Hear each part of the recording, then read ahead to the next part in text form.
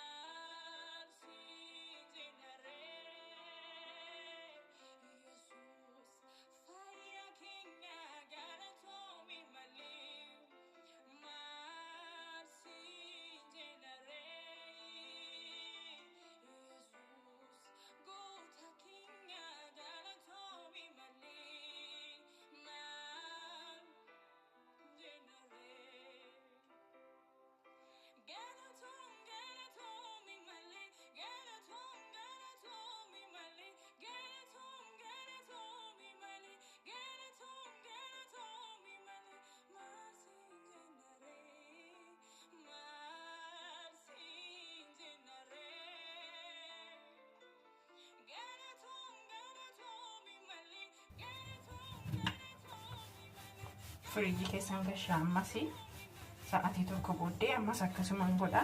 Si'a sadii akkas godhee booddee baasee fidee isinitti agarsiisa.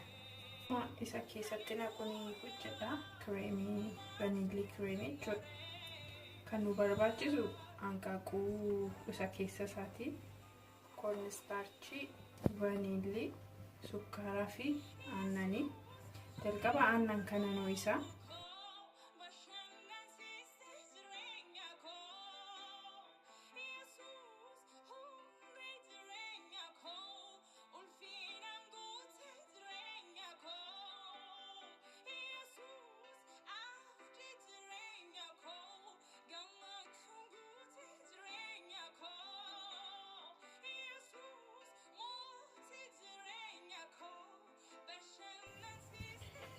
aannanii fi vanilii walitti ho'iseera.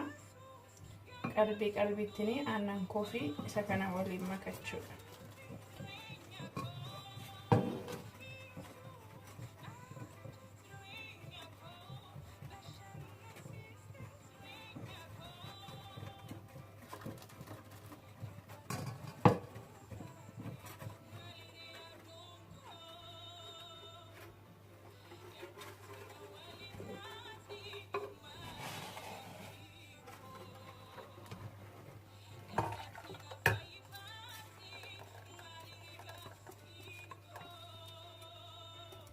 Kana biddaratti deebiseen baay'een danfisu si'uma tokko lama akka ijoolleen feeni irraan fuudha.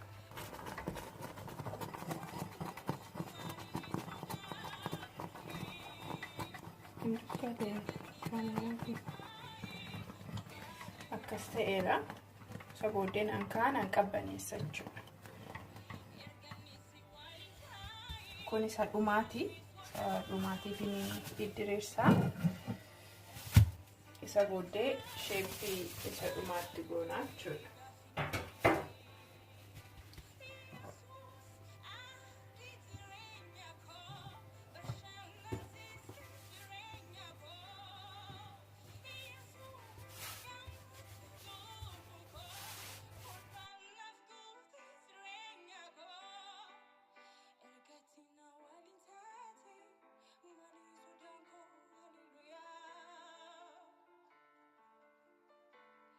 Ergatina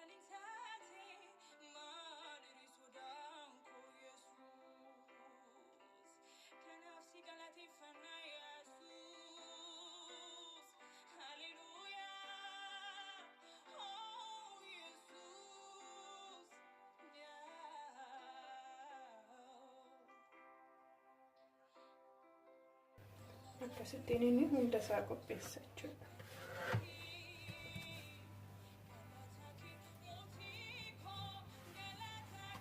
Akkasittiin sheep godha.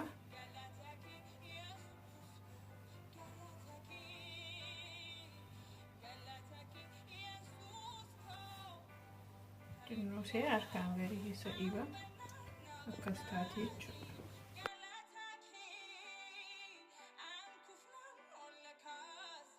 Sabbootee asirra kaa'anii ammanni deebi'ee choolbuu kokutti haaluma kanaan kaa'a. Fidee keessa agarsiisa sabbootee. Kana fakkaateera bokokeera akka gaariitti as keessatti kireemii silaan naqee as keessatti sabbootee kireemichaan irratti gadi naqaa jechuudha.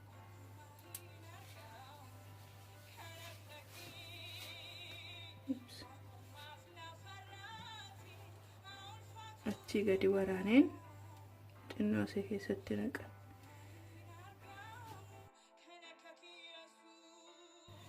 Irra keessi isaa immoo akka inni nu culuqqisuu fi hanqaaquu adii isaan irratti dibaa'eera.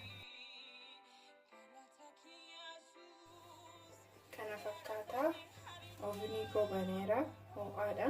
Achi keessa gashee gaafa baasu fidee isinitti agarsiisa. Aannan xinnoodhaa fi sukkaara daakuudha. Safara isaa isiniin barreessaa.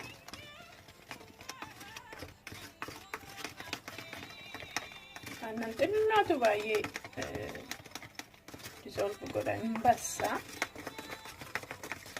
Bishaan aannan ittiin baay'isina. Akkas godhee dikoreeshinii dhumaaf irra keessa miidhagsuudhaaf kun.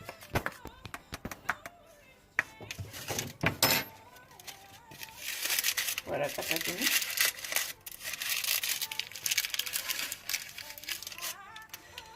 Waraqata tokko keessatti naqaa.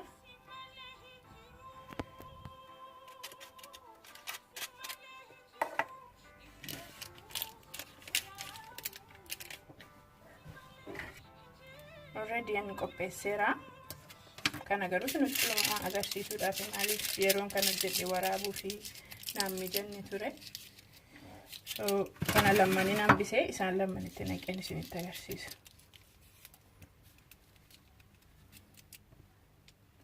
Akkas gootanii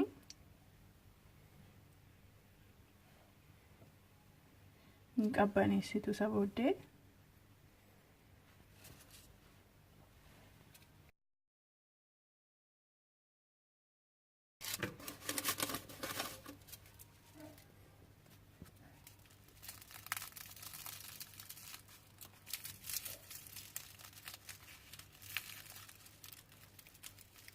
Dandameen ilaala.